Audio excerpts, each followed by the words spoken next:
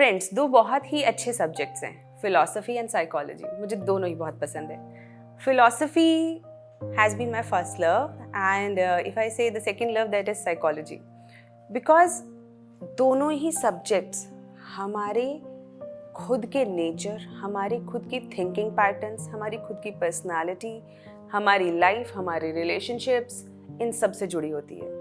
लेकिन अक्सर हम लोग साइकोलॉजी के बारे में बात करते हैं, समझने की कोशिश करते हैं। जैसे आपने देखा होगा ना, इंटरनेट पे सबसे ज़्यादा लोग जिस चीज़ पे क्लिक करते हैं या सबसे ज़्यादा जिन चीज़ों को जानने की कोशिश करते हैं, तो वो होती है साइकोलॉजिकल अंडरस्टैंडिंग, खुद को समझना या दूसरों को समझने की कोशिश। क्योंकि सबसे बड़ी मुश्किल क्या है जीवन की, कि हम दूसरों का मन नहीं पढ़ सकते।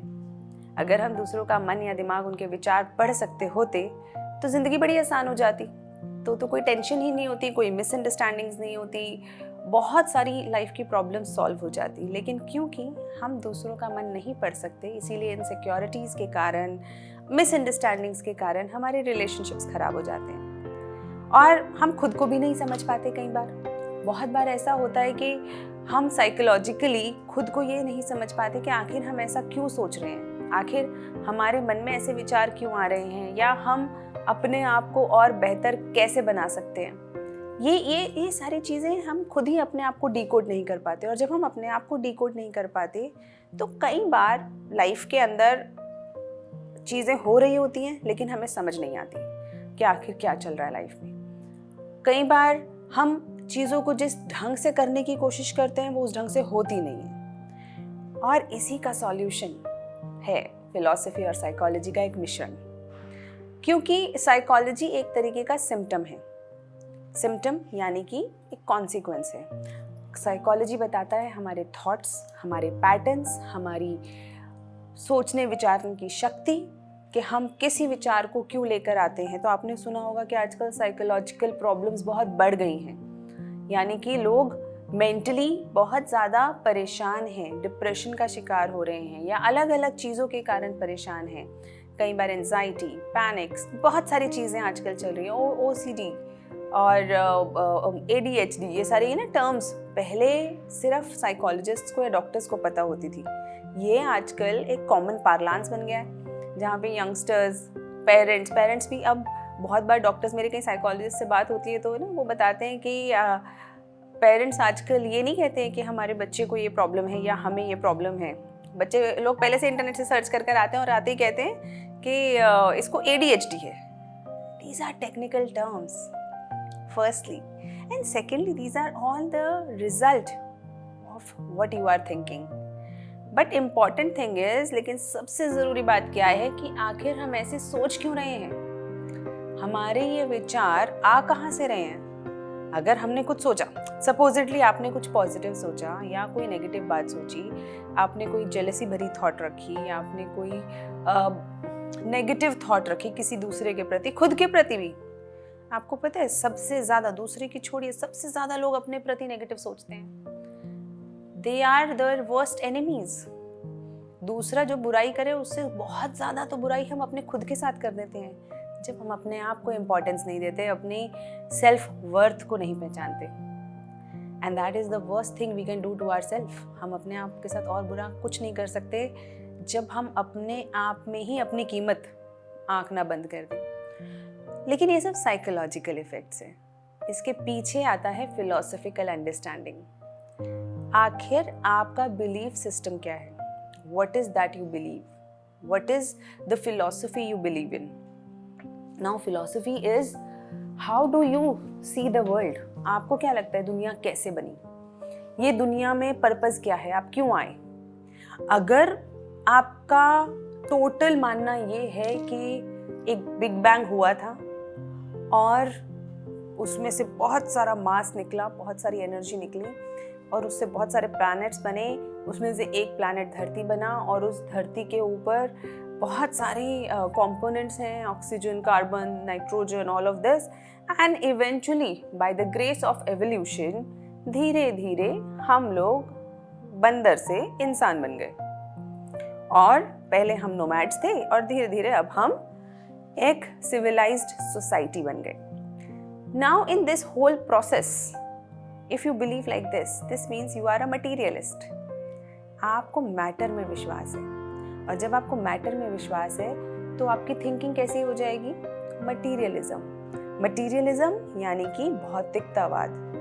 भौतिक चीज़ों से आपको ज़्यादा लगाव होगा, क्योंकि आपको लगता है अगर कि आपकी ज़िंदगी यहाँ पे सिर्फ 70 साल, 80 साल है, 90 साल है, और इस 90 साल के बाद आप एग्जिस्ट करना बंद कर देंगे, उसके बाद ख़त्म हो जाएगी आपकी ज़िंदगी, तो आपकी सारी सोच विचार उस 90 सालों के लिए है। दूसरा, अगर आपको लगता है आप बहुत सारे इंडिविजुअल्स में से सिर्फ एक इंडिविजुअल है, यानी कि हम एक स्पीशीज़ हैं और स्पीशीज़ में सिर्फ सर्वाइवल ऑफ द फिटेस्ट वाला प्रिंसिपल आप बिलीव करते हैं कि सिर्फ वही सर्वाइव करेगा जो फिट होगा, this means you will have a competitive thoughts. कोई आपसे बहुत ज़्यादा आगे बढ़ेगा तो तुरंत आपको परेशानी आएगी, क्योंकि what is going against your survival of the fittest instinct। और जब ये सारे विचार आपके मन में होते हैं, ये सारे बिलीफ सिस्टम आपके मन में होते हैं, तो उसी ही तरीके के विचार आते हैं। तो विचार कैसे आएंगे? कॉम्पिटिटिव आएंगे, ambition, aspiration, all of these will come to you and you will value some things less, like spirituality। Spirituality को आप कम महत्व दोगे, कम इम्पोर्टेंस दोगे, क्योंकि आपके हिसाब से चीज़ें तो मटीरियल है, और सक्सेस का क्या पैमाना है? मटीरियलिज्म। आप जितने ज़्यादा आपके पास लग्जरीज हैं, जितनी ज़्यादा आपके पास चीज़ें हैं, जितना ज़्यादा पैसा है, वो आपके लिए आपकी सक्सेस का मापदंड बन जाता है। और अगर वो आपकी सक्सेस का मापदंड है, तो अगर आपके पास इनमें से कोई भी एक चीज़ नहीं हो, जैसे कि अगर किसी कारणवश आपके पास उतने पैसे नहीं हैं, उतनी सक्सेस नहीं है, या उतनी ज़्यादा रिसोर्सेज नहीं हैं, आप वो जीवन नहीं जी पा रहे हो जो कि आपको लगता है कि एक सक्सेस का पैमाना है, जो कि आप शायद सोशल मीडिया पे देखते होंगे, लग्जूरियस गाड़ियाँ, ये वो, तो आपके अंदर ऑटोमेटिकली जो विचार आएंगे वो उसी डायरेक्शन के आएंगे। या तो विचार आएंगे कि मुझे ये सारी भौतिक चीज़ें अपने लिए पानी है, या फिर विचार आएंगे ये सब मेरे पास नहीं है इसीलिए मैं अनसक्सेसफुल हूँ। और जब ये दोनों ही टाइप के विचार आपके अंदर आएंगे, these are a kind of negative thoughts. या तो वो आपको इतना ज़्यादा कॉम्पिटिटिव बना देंगे, इतना ज़्यादा आपके अंदर इच्छा पैदा कर देंगे चीज़ों की, कि आप उनके लिए कुछ भी करने को तैयार हो जाओगे, और शायद कई बार अपने एथिक्स के साथ भी कॉम्प्रोमाइज़ करने के लिए तैयार हो जाओगे। या फिर आपको लगेगा ये सब मेरे लिए नहीं है, यानी कि मैं सक्सेस हो ही नहीं पा रहा या हो ही नहीं पा रही, तो एक डिप्रेसिव स्टेट में चले जाने के चांसेस होते हैं। अब बेसिकली चाहे डिप्रेसिव स्टेट में जाना हो, चाहे एक साइकोसिस वाली स्टेट में जाना हो, जहाँ पे आप एक ऑब्सेशन आपके अंदर आ गया है किसी भी एक गोल को लेके, दोनों ही स्टेट्स साइकोलॉजिकल प्रॉब्लम्स हैं। लेकिन वो शुरू कहाँ से हुई?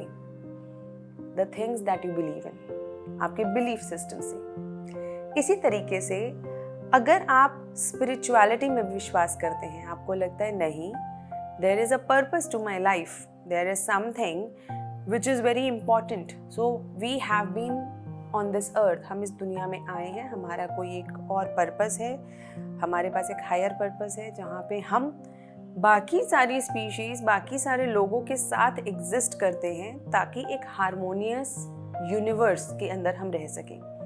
हम अपने आप को इम्प्रूव करने आए हैं इस एग्जिस्टेंस में, इस शरीर में हम अपने आप को इम्प्रूव करने आए हैं।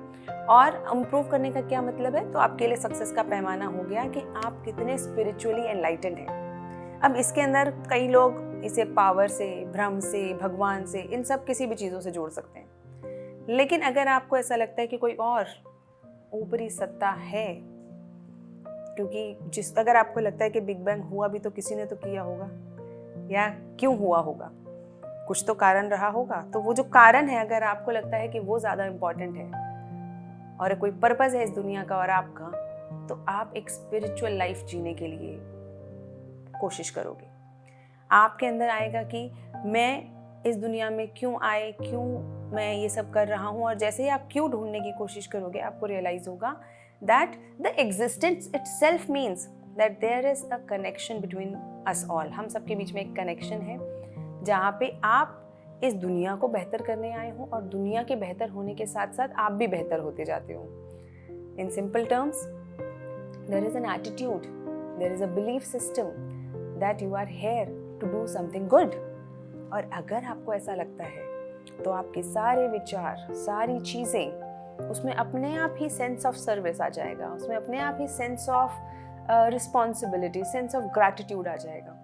तो वो विचारों पे काम करने से पहले हमें जिस चीज़ पे काम करना होता है वो है हमारा बिलीफ सिस्टम. तो अगर आपके मन में कोई भी विचार आ रहे हैं, वट एवर, चाहे वो करियर को लेके हैं, चाहे वो रिलेशनशिप्स को लेके हैं, चाहे वो खुद को लेकर हैं, जैसे ही कोई विचार आपके मन में आए, सबसे पहले ये ढूंढना है कि आखिर वो विचार किस बिलीफ सिस्टम के कारण आ रहे हैं. यानी आपकी जो साइकोलॉजिकल कंडीशन है, that is only the reflection of your philosophical beliefs.